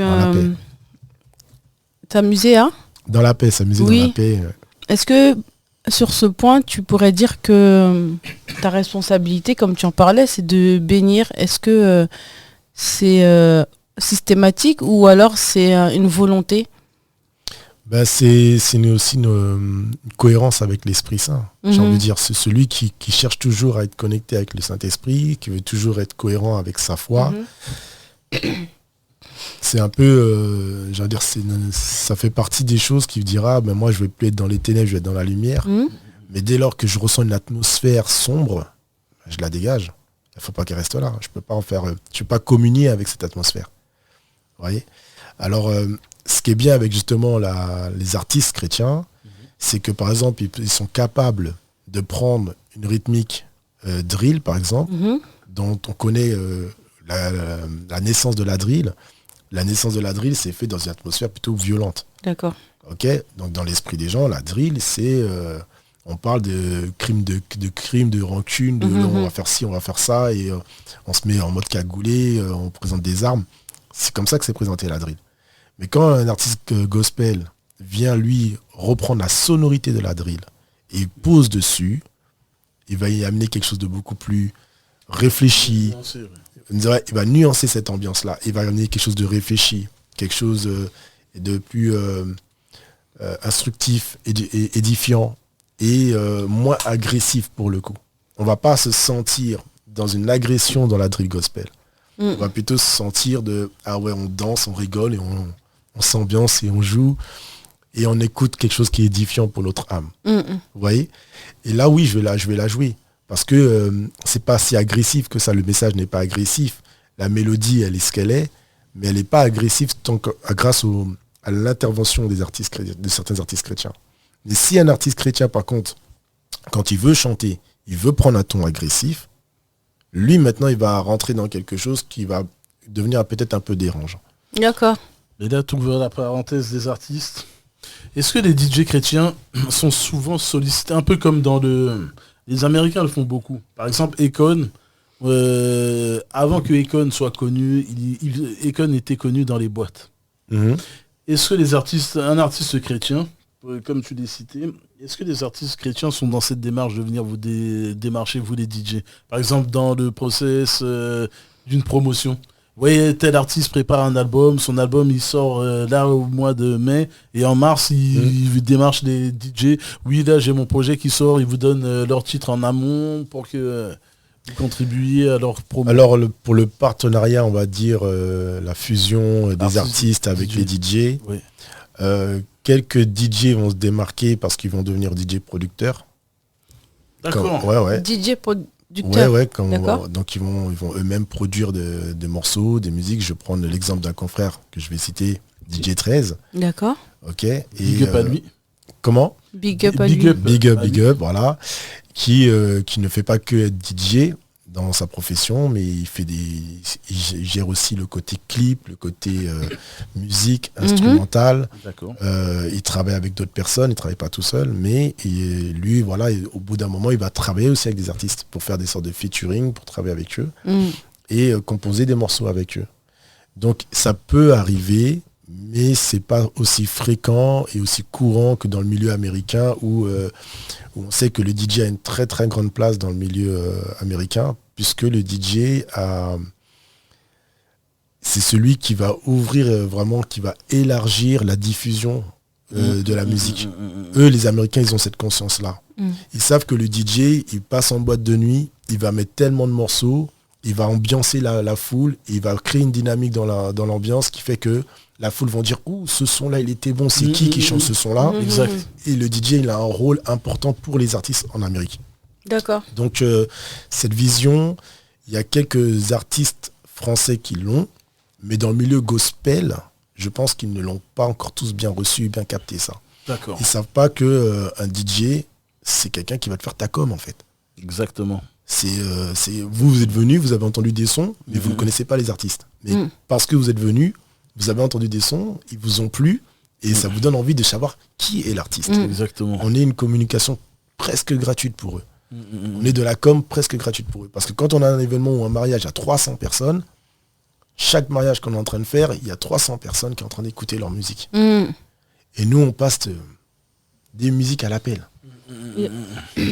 Et on fait leur communication comme ça. Il n'y a pas de procédé. Enfin, je sais que dans les mairies qui utilisent pendant les spectacles ou les trucs d'école, ils ont un genre de forfait avec la SACEM, tu vois. Oui, il y en a. Mais ça, il n'y a pas de possibilité de le faire. Dans quel sens tu dis ça? Quand le DJ il est à son compte, par exemple, et qu'il va à un événement et qu'il diffuse de la musique. Ça, tu es obligé de déclarer déjà l'événement. Ce sont les organisateurs de l'événement qui doivent déclarer la SACEM. D'accord. Tout à fait. D'accord. Voilà. Alors quand c'est dans un cadre privé, comme pour les mariages, ça rentre pas dans le compte. Mais quand c'est dans un cadre où, par exemple, quelqu'un justement essaie de faire un événement dans lequel en plus il va faire des ventes, il va gagner de l'argent à travers son événement, et qu'il a besoin de jouer la musique des artistes, il est censé faire une déclaration à la SACEM. Et c'est l'organisateur qui fait ça. D'accord. C'est pas le DJ, c'est l'organisateur qui fait ça. Et ça fait qu'il paye des droits de diffusion dans l'événement, parce qu'en plus il fait de l'argent dessus. Voilà. Parce que quand j'y fais de l'argent dessus, c'est-à-dire qu'il vend, je sais pas, il vend des produits, il vend des articles, et il fait du commerce. Mais il a besoin de la musique. Mais ça, c'est pas, je réserve au milieu gospel, hein. C'est de manière générale pour la musique. C'est pour la musique, il y a des droits. Donc nous, quand on le fait en mode privé, vous êtes à la maison, vous êtes chez vous, ça rentre pas en compte. Oui. Vous faites un anniversaire et tout, ça rentre pas en compte. Mais pourtant, nous, on est là en train de faire quelque chose pour les artistes. Mais et là, c'est pour ça que je dis que pour eux, nous, on le fait, on transmet pour eux. Mais quand ils veulent se faire rémunérer pour ce genre de choses-là, c'est par rapport aux événementiels. Par exemple, quelqu'un qui fait un festival. On a aujourd'hui des festivals chrétiens. Celui qui organise le festival, il est censé, je dis bien censé, vraiment s'il respecte tout, déclarer à la SACEM tous les morceaux qui vont être joués et pouvoir donner et que la SACEM puisse rémunérer les artistes en fonction. C'est ça. Donc artistes chrétiens, urban gospel, ou peu importe, artistes chrétiens, ne boycottez pas les DJ. Réfléchissez à l'impact du DJ. Ni la SACEM du coup. Non, la nouvelle vague, les plus jeunes, ils sont dans les délires de SACEM. Mais comme Steve l'a très très très très bien souligné, le rapport artiste-DJ n'est pas encore clair dans l'esprit de chacun. Le DJ à l'heure actuelle est un des meilleurs bras droits d'un artiste. Voilà, et c'est vraiment ce qu'il faut souligner là-dessus. Parce que par exemple, je reprends le cas de Saint-Chéron. Moi, il y a un titre R&B que tu as diffusé, Nayobe, là. Mais je le connaissais pas. Mais c'est à chaque fois que j'écoute, je me prends une claque. Et c'est par ton intermédiaire. Donc je sais que c'est un très bon titre. Au-delà qu'il soit axé gospel, c'est un très bon titre R&B. Donc je pense que même les amateurs de R&B vont aimer ce titre. Et après, si on reste dans le cadre spirituel, si ensuite l'esprit agit et peut évangéliser, ainsi soit-il. Mais effectivement, l'impact d'un DJ, il faut qu'il soit bien compris par les artistes de ce milieu. Dans les milieux en Amérique latine ou en Amérique tout court, ils ont compris. Ça marche de pair. C'est pour ça qu'on a des prenez Dr. Dre, à la base c'est un DJ. Exactement. Dr. Dre est un DJ, David Guetta est un DJ, les Daft Punk ils ont touché au DJing. Tu peux pas négliger l'impact d'un DJ. C'est le hip-hop est né d'un DJ. C'est sorti d'un Jamaïcain qui, à un moment donné, avec une ambiance de lui qui connaît de la Jamaïque au niveau DJ, qui mixait des titres entre eux. Et en fait, tu avais un MC qui animait derrière. Ce MC-là, c'est ce qu'on a commencé à appeler un rappeur. C'est né de là. Et après, on a eu, à un moment donné, des industries musicales qui se sont dit, mais il y a un truc à faire et tout. Et on a commencé à vouloir faire du rap, des morceaux, des albums. Mais c'est né de là. Et c'est pour ça que le DJ a toujours, dans le milieu américain, toujours eu sa place. Parce qu'il a été l'origine, le départ de ce milieu-là. Ça a développé énormément.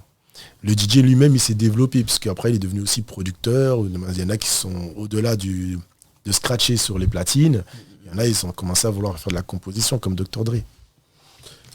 Est-ce que tu envisages un jour d'organiser un événement avec... Tout à l'heure, tu parlais de DJ producteur, mais là où tu enfilerais justement cette casquette, on en avait déjà parlé un jour en off, et là je relance pendant le podcast, créer DJ Malak featuring plein de guests.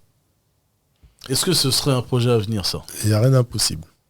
Il n'y a rien d'impossible. Est-ce que c'est pas un teaser qui est en train de se créer là? Il n'y a rien d'impossible. Après, comme je dis, il faut avoir les bonnes connexions, les bonnes personnes, le bon cœur et rester dans la vérité. Et à partir de là, il n'y a rien d'impossible. Justement, sur ce genre d'événement, parce que je pense que la foi est en premier.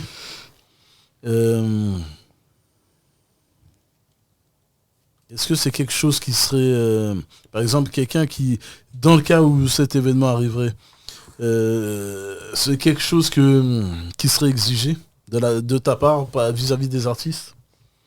Alors, il y a plusieurs façons. Il y a plusieurs façons de voir les choses.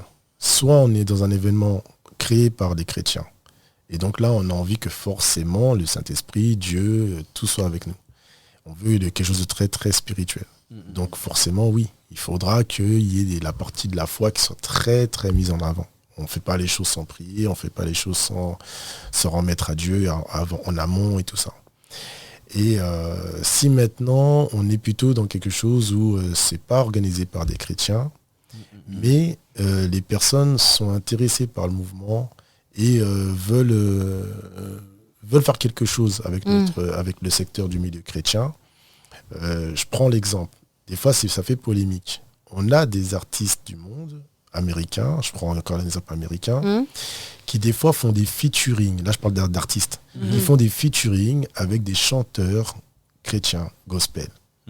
Alors, des fois, ça fait polémique.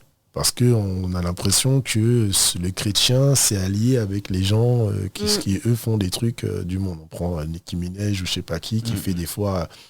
On se dit pas du tout qu'elle est dans la foi, elle, mais elle n'a pas vraiment un message de foi, d'amour de chrétien et tout qu'elle diffuse, mais il arrive qu'à un moment donné de sa vie, pour X raisons, elle a envie de faire un featuring avec un artiste qui, lui, est un artiste chrétien.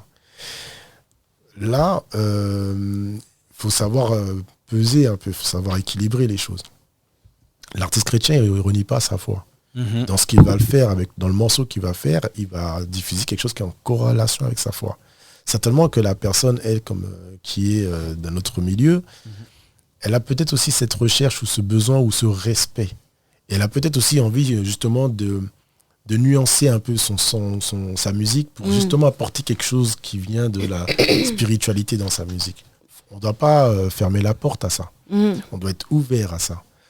De la même manière que De La Night Media n'est pas une radio, un média qui se concentre que sur la partie chrétienne, je ne suis pas fermé à parler avec vous et à échanger avec vous dans votre média parce que vous êtes aussi intéressé par ce milieu-là de la musique et que vous ouvrez les portes à ces choses-là dans votre média. Donc oui, si on a des personnes qui sont pas forcément concentrées ou axées dans ce qu'ils font sur la foi chrétienne, mais qui sont touchés ou même qu'ils ont peut-être une petite spiritualité en eux, peut-être qu'il y a quelque chose en eux qui fait qu'ils ont envie de travailler avec ces gens-là. Et ils ont quelque chose qui fait qu'ils ont envie de mettre ça aussi un peu dans leur environnement. Eux aussi, ils ont besoin peut-être de spiritualité, de paix, de lumière. Ils veulent laisser rentrer ces choses-là dans leur environnement. Il faut pas fermer la porte. Faut y aller. Là, de DJing, par rapport à ton témoignage que tu nous as partagé, la partie DJ est venue dans... Là, il y a la partie spirituelle, j'englobe la partie sociale. Techniquement, c'est ce qu'on appelle une reconversion professionnelle. Aussi. Donc, c'est ton activité principale, la DJ. Aussi. Tes revenus viennent de ça. Je vis de ça. Aujourd'hui, c'est mon activité principale. Ça se félicite. Est-ce que tu es d'accord avec cette citation, tout travail mérite salaire, ou s'il te plaît, on est frères? Alors, c'est pas ce que l'évangile dit. Alors, l'évangile dit, l'ouvrier mérite son salaire. D'accord. Voilà. Donc oui, tout travail mérite salaire, c'est un peu la même chose. Le truc de on est frères, en fait, on n'impose pas ça. Soit le Saint-Esprit te dit, fais ça, et tu le feras. Mais on n'impose pas des choses. On ne devrait pas imposer des choses comme ça. Tu as déjà eu des personnes qui ont fait recours à tes prestations, tes services, et qui ont invoqué la chrétienté? Oui, on a la fraternité. On a de tout, hein. Bien évidemment. Comme dirait un certain dicton, la Bible ne fait pas le moine. Donc D'accord. tout le monde n'est pas forcément hyper assidu dans certaines choses. Il y en a qui sont maladroits et il y en a qui sont encore trop jeunes. D'accord. Donc on a un peu de tout. Mais il faut savoir que moi, par exemple, quand je fais mes prestations, il y a une catégorie de personnes, quand elles ont des revenus très très très faibles, moi je fais gratuitement pour eux, à condition qu'ils sont dans un certain périmètre dans lequel ça ne n'engage pas trop de frais supplémentaires. Donc là, c'est quelque chose que moi j'ai reçu de l'esprit. D'accord. Donc, c'est quelque chose que je reçois que pour certaines personnes avec des revenus très très très faibles. Donc vraiment, en gros, le Seigneur me fait comprendre que je ne dois pas empêcher à certaines personnes de vivre la joie du mariage parce qu'ils n'ont pas de revenus. Wow. Donc quand il y a des personnes qui se retrouvent dans cette situation-là et qu'elles sont dans un périmètre qui me le permet aussi, je ne leur fais pas payer. Et vous avez rencontré un couple justement une fois à Saint-Chéron qui eux n'ont pas eu à payer leurs prestations. D'accord. Parce que justement, ils étaient à l'époque dans une situation très difficile financièrement. Quand c'est comme ça, moi c'est l'esprit qui me dit. C'est pas quelqu'un qui va m'imposer la chose, là c'est vraiment l'esprit qui m'a mis à cœur de le faire. Il y a des personnes, effectivement, des fois, des cas de figure où il y a des personnes, on leur donne notre prix, ils ne rentrent pas dans le cadre de ceux qui ont des problèmes très financiers. Mais ils veulent gratter. Et ils veulent négocier. Ils veulent négocier sachant que on n'est pas forcément les plus chers, qu'on n'est pas cohérent dans nos prix et que ils veulent négocier parce que voilà, ça fait toujours plaisir de négocier. Mais tout dépendra de certaines conditions. Moi, comme je dis, si vous n'avez pas les moyens, ne vous mettez pas dans des situations complexes que vous n'avez, alors que vous savez que vous ne pouvez pas vous le permettre. Vous allez demander des accessoires que on voit dans beaucoup de mariages, machines à fumer, les fontaines à étincelles et tout ça. C'est pas ça qui fait que votre mariage va être super beau et que vous allez avoir de super souvenirs parce que vous avez mis ça pendant quelques secondes dans votre mariage. Ça, en plus, maintenant, on voit tout le monde le faire, donc ça devient un peu du déjà vu. Ce qui fait vraiment votre beau mariage, c'est le fait que vous avez réussi à rassembler les bonnes personnes au milieu de vous, qui ont été témoins, qui ont profité de ce moment-là. C'est pas tout le temps qu'on arrive à rassembler tout le monde. Là, vous avez réussi à le faire, les personnes qui vous sont importantes. Vous l'avez réussi à le faire avec vos moyens et vous avez réussi à le faire autour d'un repas. Vous savez, le fait d'être ensemble, d'être rassemblés, de s'unir, c'est ça qui fait qu'on passe un bon moment. On se dit content de se voir, on rigole, on parle, on est là pendant des heures, on prend même des clichés, des photos souvenirs ensemble, ok. On a une bonne musique, on a à manger, on a à boire, on est bien. C'est ça qui fait qu'on est bien dans un mariage. C'est le moment qu'on passe ensemble.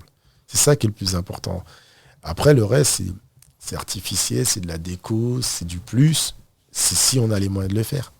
Tout le monde n'a pas la richesse d'un Indien pour inviter Rihanna au mariage de son fils, pour mettre des millions de dollars pour faire venir un artiste. N'allez pas faire des choses, vous n'avez pas les moyens. Si vous avez les moyens de le faire, oui, il n'y a pas de souci, parce que Dieu vous a donné la capacité de le faire. Il vous a donné les moyens de le faire. Moi, souvent, je dis aux personnes qui viennent me contacter, s'il vous plaît, faites selon vos moyens. Moi, je suis prêt. Moi, je suis prêt à enlever des prestations pour ne pas avoir un salaire supplémentaire. C'est pas grave. Je préfère ne pas vous mettre dans la dette dans la galère financière, vous démarrez une vie de mariage, ne vous endettez pas. Ne vous mettez pas dans des fardeaux inutiles que vous pouvez éviter. Parce que c'est pas parce que vous n'avez pas la machine à fumer que ça veut dire que votre mariage ne va pas être bien. Donc faites avec ce que Dieu vous a donné, les moyens que Dieu vous a donné, vous inquiétez pas, vous allez avoir un très bon mariage. Donc on a des gens qui nous demandent tas de choses, ils n'ont pas les moyens. Et ils nous demandent après de baisser le prix. Okay. Arrêtez ça tout de suite. On vous dit, si vous n'avez pas, on vous enlève plutôt la prestation, c'est mieux. Parce que c'est des frais, il y a des choses, c'est comme toute entreprise, ça le demande des frais derrière. Là, c'est la partie DJ au cœur du mariage. Mais DJ, c'est pas que dans un mariage. Un DJ peut se retrouver à accompagner des artistes. Si un artiste ou une artiste chrétienne te demande, ouais, viens DJ Malak en tournée avec nous. Comment ça te parlerait, ça? Bien sûr. Alors ça me parle, ce sera avec joie, avec plaisir, surtout avec certains artistes que j'apprécie énormément, donc ça sera un honneur. Lesquels? Ah, je vais pas les citer comme ça, je vais les garder pour moi parce que j'ai pas envie de faire de jaloux après. Mais il y a évidemment des artistes que je sais que ce serait un honneur pour moi de les accompagner. Alors le DJ peut faire des intros. Vous savez, quand les gens rentrent dans la salle, que le show n'a pas encore démarré, les DJ, et certains le font, mais pas beaucoup dans le milieu chrétien, malheureusement, pas encore. Mais les DJ commencent à chauffer la salle. Et une ambiance musicale, il chauffe. Donc il crée une ambiance, et puis ensuite l'artiste vient. Et le DJ, il travaille aussi avec l'artiste pendant même son show, pour toujours créer une dynamique et une ambiance. Donc alors, idéalement, mes frères et sœurs qui veulent faire ça, s'il vous plaît, faites des préparations, c'est comme la voix, il faut échauffer avant de venir comme ça. Sinon, si vous faites des trucs de dernière minute et on y va comme ça, c'est un peu bancal. Mais comme dit le Seigneur, avant de construire une tour, il faut vérifier qu'on a les moyens de la faire. Donc, on se discute, on en parle, on se prépare, on fait certaines choses, et comme des répétitions, quoi. Et ensuite, on y va. Et oui, ça peut faire quelque chose de super intéressant, parce qu'on appuie et on soutient l'artiste pour mettre du dynamisme dans son événement. Lui, ça peut lui donner un peu de repos, parce que lui aussi, il doit animer tout le temps, créer une certaine ambiance. Ça peut le soulager, ça peut faire des entractes. On peut être dans des entractes. Le moment, si par exemple, il veut faire un changement de tenue ou un changement de décor, on peut créer quelque chose et ça lui permet de revenir. Voilà, ça lui permet de faire une pause. Ça lui permet de faire pas mal de choses. Donc, comme je dis, dans d'autres pays, c'est courant. On le voit souvent. Et même en France, dans les milieux séculiers, je prends l'exemple des NTM, c'est connu qu'ils travaillent avec leur DJ. C'est pas... ils ont leur DJ, ils travaillent avec eux sur les concerts. Là, est-ce que là, par exemple, tu es visible sur mariage.net. Les grilles tarifaires qui sont dessus, elles sont toujours d'actualité, ce sont les mêmes? Oui, ça reste les mêmes. Après, ça évolue en fonction du type de mariage. Donc oui, il y a une base de prix. Mais en fonction du type de mariage, comme je vous dis, plus vous allez vous demander de choses, plus le prix va aussi être ajusté. Donc mariage.net, c'est vrai qu'on n'a pas beaucoup de DJ chrétiens sur mariage.net, mais je me suis dit, allez, on va aussi là-bas, et puis ça va venir, je pense. On verra si... C'est vraiment ouvert pour t'es vraiment ouvert à tout le milieu chrétien. Une église qui organise par exemple un événement qui a besoin d'un DJ peut te contacter. Oui, les festivals, les événementiels, un séminaire, qu'importe, hein, c'est vraiment tant que la ligne directrice reste... Ouais, tant qu'on reste tant qu'on respecte la foi de chacun, tant qu'on est dans les bonnes conditions de foi, il n'y a pas de souci. Et ça, ça se fait. Effectivement, on a beaucoup de DJ qui sont là pour les mariages, mais je n'ai pas uniquement pour les mariages. Donc les amis, ceux qui auront regardé le podcast ou écouté, enfin pour ceux qui écouteront l'audio, attendez que la version vidéo sorte et il y aura tous les liens qui vont rediriger sur les réseaux de DJ Malak. Et voilà, on mettra tous les contacts. Contactez les artistes pareils. Vous avez entendu, hein, ça venait pas de notre bouche. Ça venait de la sienne. Il l'a dit, il est ouvert. Donc allez-y avec un cœur sincère et voilà. Ouais. Il y a des événements comme des salons aussi où on crée des ambiances. Et ce qui est assez intéressant avec ces salons, c'est qu'on a des thèmes musicaux adaptés dans lesquels, par exemple, quelqu'un qui expose des tableaux avec une histoire. Alors c'est toujours des chrétiens aussi qui le font. On a des artistes chrétiens qui font des tableaux et ils ont une histoire. Et pareil, comme on a vraiment tous les genres musicaux, on s'accorde avec ces personnes-là pour faire des ambiances musicales dans leur salon. Excellent ça. Voilà, en lien avec le thème de leur tableau. Et ça rejoint un peu ce que tu... t'avais marqué le point du fait que dans l'importance de la musique dans un film. Vous sublimez un peu l'événement du coup. Exactement. On crée une atmosphère à côté de ça. Voilà. On m'en contacte aussi pour des séminaires. Il y a aussi pour les séminaires. Il n'y a pas que pour les mariages, effectivement. Très, très, très. Est-ce que tu te sens béni à chaque fin d'événement ? Ben moi, si ça bénit les gens, je suis béni. Quand les gens sont contents, quand ils sont heureux, je suis encore plus dans la joie. Et pour moi, c'est toujours une joie, parce que je suis vraiment dans un élément qui me convient. Parfait. Je le fais avec plaisir. Ça existe. Est-ce que c'est possible de prendre la grosse tête en tant que DJ chrétien ? Je pense que dans tous les domaines, dans tous les milieux, tout le monde peut être vulnérable à ça s'il ne fait pas attention, s'il ne prend pas garde. Dès lors qu'il y a une popularité, dès lors qu'on commence à trop vous serrer la main, dès lors qu'on commence à trop vous mettre des likes, des cœurs, tout le monde peut être susceptible à ça, même des pasteurs, même des religieux, même des prêtres, tout le monde peut être susceptible à la gloire du fait qu'on vous applaudit partout, qu'on vous dise « Oh là là, tu m'as fait trop de bien, tu m'as fait trop de bien ». Comment tu ressens ça ? De la flatterie ? Alors ça peut être des fois de la flatterie, mais c'est pas toujours de la flatterie. Par contre, il faut tout artiste, toute personne, mais il n'y a pas que dans le milieu musical, mais j'ai envie de manière générale, toute personne, dès qu'elle sent ça, il faut qu'elle soit très prudente et qu'elle se souvienne que ce qu'elle fait, nous, pour les chrétiens, on ne le fait pas par notre simple désir vouloir de notre chair. Parce que si c'est notre chair, on est dans ce qu'il ne faut pas. Mais on le fait parce que Dieu est avec nous, il nous conduit, il nous emmène et nous dirige dans cela. Et la gloire lui revient toujours. Ça t'est déjà arrivé ça ? D'être approché, là où, au-delà de l'aspect DJing, recevoir un message c'est plus que sympa en fait. Il y a le côté aussi dans ma vie, en dehors du cadre de DJ. Il y a aussi le témoignage de ce qu'on vit, de la manière dont on vit avec les gens. Et il faut toujours rappeler aux gens qu'on n'est rien. On n'est rien. C'est Dieu qui est derrière tout. Donc, quand déjà on a ça dans sa vie quotidienne, normalement, ça ne devrait pas sortir dans le milieu professionnel. On devrait aussi l'avoir, parce que ça devient notre nature, normalement. Dans notre vie professionnelle, on devrait aussi avoir ce réflexe, cet automatisme. Il n'y a aucune gloire pour nous. Nous, on ne cherche pas des fans. Vous voyez, les fans, ça peut être des personnes qui à un moment donné peuvent être dans l'hystérie, l'idolâtrie de j'ai le poster partout, j'ai son nom partout, je suis en crise, quand je le vois je tremble. C'est pas ce qu'on cherche, nous. On cherche très bon rappel, parce qu'il y a des plus jeunes, notamment dans la partie rap gospel, qui peuvent tomber dans les travers de ces situations. Ils peuvent tomber, mais ce serait qu'ils sont trop jeunes dans la foi ou qu'ils ne sont pas assez matures ou alors qu'ils n'ont pas été assez enseignés ou assez préparés pour ces choses-là. Ils sont allés trop vite. Comment se protéger de ça ? Être bien entouré, méditer la parole ?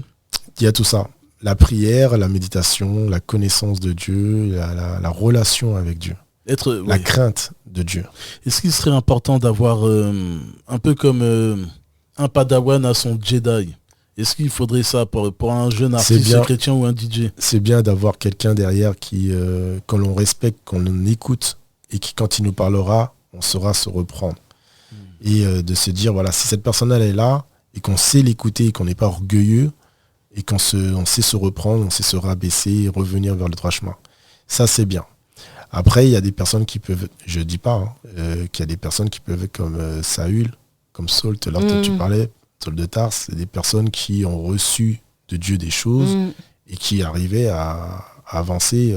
De temps en temps, ils pouvaient aller voir les anciens, mais ils faisaient beaucoup de choses seuls. Je vais pas mettre tout le monde dans le même sac, mais et dire qu'il n'y a qu'une seule trame, une seule façon de faire. Il y a des cas spécifiques. Il faut savoir faire cas par cas. Mais quand il y a quelqu'un, quand on est jeune, quand on n'est pas mature, quand on débute et qu'on n'a pas beaucoup d'expérience, c'est ça qui doit nous alerter. Il vaut mieux être accompagné ou avoir quelqu'un qui peut derrière nous redresser et savoir que cette personne-là, c'est une personne qu'on respecte et qu'on saura se taire quand cette personne-là va parler. Qu'on va pas tomber dans l'orgueil et à un moment de dire bon c'est bon, moi je peux entendre cette personne-là parce qu'elle m'a saoulé, elle veut pas que je fasse ce que j'ai envie de faire, moi j'aime bien, les gens m'aiment bien, et les gens ils apprécient, je veux pas l'écouter, non, faut que ce soit quelqu'un que tu saches respecter jusqu'au bout. Et là, niveau DJing, avant de clôturer le podcast, tu as accès à une base de données qui est plus large que la moyenne, que la plupart, que monsieur et madame tout le monde. En style afro, Seben, c'est toi qui m'as appris bien le terme Seben. Quels 2 titres ou 2 groupes ou 2 artistes que tu pourrais conseiller à quiconque serait intéressé de découvrir? Noé Gambella, NK Divine.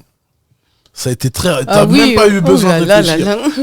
En artiste rap gospel, 2 artistes ou groupes que tu conseillerais?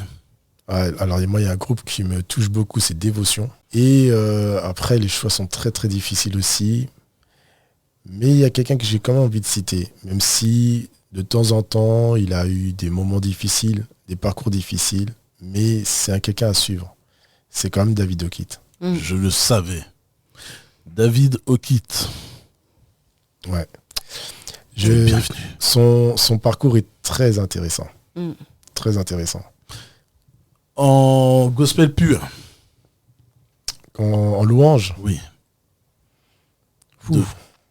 Là, le choix devient de plus en plus serré. Là. Ah oui. C'est bien. Ça veut dire qu'il y en a plein. Ah mais il y a du monde. Hein. Oui, mais même là, je vous ai cité 2 qui me viennent en tête comme ça, mais il y en a tellement en fait.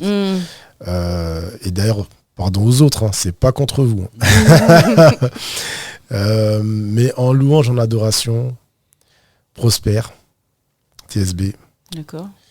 Et Marina, qui en ce moment m'inspire beaucoup. Elle a quelque chose qu'elle dégage, cette femme. Elle fait beaucoup de chants prophétiques, de prières. Et pour nous-mêmes, pour moi, à titre personnel, dans le style pop, parce qu'il existe de la pop chrétienne. Et j'aimerais en découvrir 2 groupes ou artistes. Danajo. Danajo ? Ouais. Danajo est très, très, très, très d'accord. doué. Très, très, une artiste très, très talentueuse qui sait s'adapter à beaucoup de genres musicaux. Et en pop, qu'est-ce que je pourrais citer d'autre? J'hésite à remettre aussi Dévotion dedans, parce que c'est vrai qu'ils sont très larges. Ils sont larges. Et il y a un groupe, mais j'ai l'impression qu'ils se sont un peu arrêtés. C'était Yair. C'était le groupe que tu nous as... Ils étaient 2. Ils étaient 2. Oui, incroyable. Ça, c'est vrai. Un style pop R&B. Très fort. Ils ont un talent particulier. Ils se sont arrêtés pendant un moment. Je ne sais pas encore ce qui va se passer pour la suite pour eux, mais ils ont fait quelque chose de très, très lourd. Eh ben, tu viens de faire l'intro de la fin du podcast en parlant de la suite. Quelle est la suite pour DJ Malak? Est-ce que tu vas nous teaser un prochain événement? Non, je vais pas vous teaser, je vais plutôt vous dire suivez-moi sur les réseaux. TikTok, suivez-moi. Instagram. On attend le prochain événement. Oui, justement, suivez-moi et soyez à l'affût. Abonnez-vous. Voilà, venez vous voir. Vous êtes la bienvenue, tous et toutes. DJ Malak, ça a été un grand plaisir. C'est passé très vite.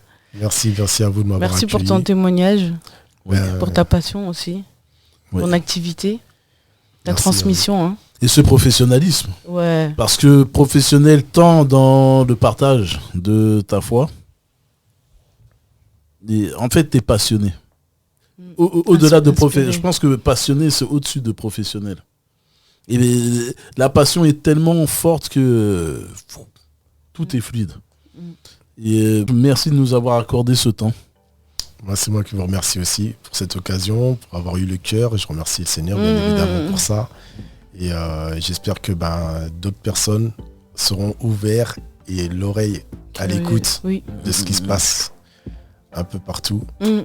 En France, ça décolle. Dans d'autres pays, c'était déjà là depuis un moment, mais en France, ça décolle. Donc soyez prêts. On va vous apporter quelque chose de nouveau. Merci beaucoup. Merci à vous. Bientôt. À bientôt. À bientôt. Soyez bénis.